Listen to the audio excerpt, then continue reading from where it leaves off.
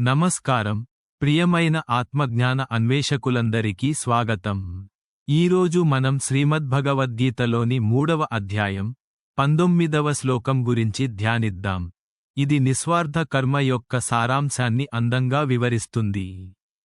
శ్రీకృష్ణ భగవానుడు ఇలా ప్రకటించాడు: తస్మాదసక్తః సతతం కార్యం కర్మ సమాచర, అసక్తో హ్యాచరన్ కర్మ పరమాప్నోతి పూరుషః. దీని అర్థం, కాబట్టి ఆసక్తి లేకుండా నిరంతరం నీ కర్తవ్యాన్ని నిర్వర్తించు, ఎందుకంటే ఆసక్తి లేకుండా కర్మ చేయడం ద్వారా ఒకడు పరమాత్మను పొందుతాడు.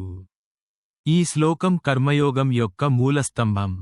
ఇది కర్మలను వదులుకోవడం గురించి కాదు, కర్మల పట్ల మన దృక్పథాన్ని మార్చుకోవడం గురించి.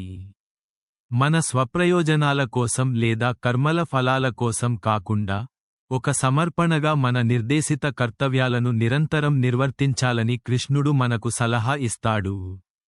ప్రేమతో మరియు అంకితభావంతో మొక్కలను చూసుకునే తోటమాలిని ఊహించుకోండి. తన దృష్టి కేవలం పోషణపై మాత్రమే ఉంటుంది, పంటపై కాదు.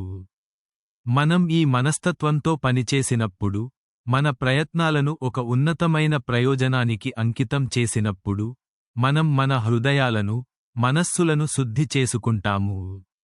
ఈ అనాసక్తి ఉదాసీనత కాదు, ఇది విజయం లేదా వైఫల్యం యొక్క ఆందోళనల నుండి విముక్తి.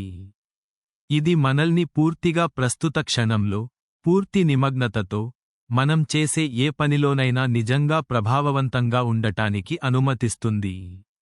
నిస్వార్థ కర్మను స్వీకరించడం ద్వారా మనం దైవిక ప్రవాహంతో ఏకీకృతం అవుతాము, మన రోజువారీ పనులను భక్తి కార్యాలుగా మారుస్తాము మరియు క్రమంగా పరమ సత్యాన్ని పొందుతాము.